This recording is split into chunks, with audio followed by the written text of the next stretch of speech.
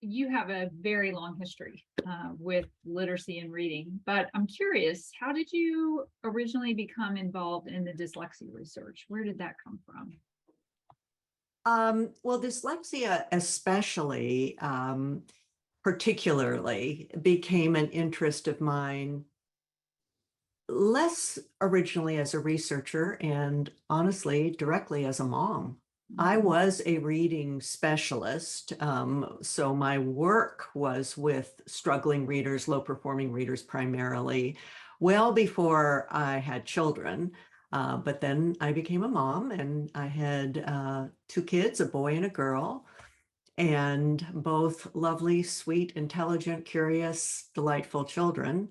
Uh, but with very different school experiences. My son was the firstborn, and he went to school, and he was one of those kids that uh, we would technically call a precocious reader. There are those lucky people who get to study the kids who find learning to read really easily.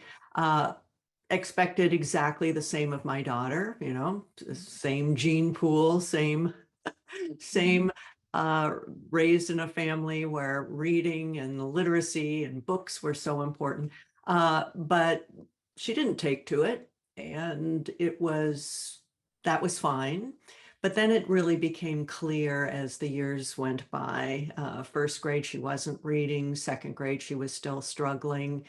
And it really took a while back then in those days. There was not the focus and interest and support for dyslexia that there is now. So it was just a frustrating puzzle until actually a friend of mine, a colleague who was a special educator, looked at a piece of my daughter's writing, in fourth grade and said, I don't know if she took my face in her hands, but I remember her saying, Jan, she has dyslexia. That's what's going on. It was just, oh my goodness. Of course, that's what it is.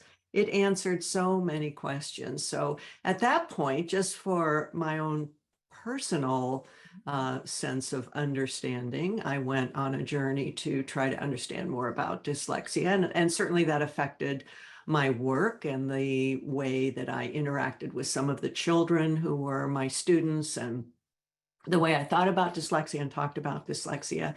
But it was actually just a few years ago when the opportunity came to write a book on dyslexia. And that really then started, of course, my real deep dive into what do we really know, what is most current, what is most accurate, what are some of the misbeliefs, misunderstandings around dyslexia, and ultimately, of course, the most important, what have we learned about the best interventions to help our students who do have dyslexia.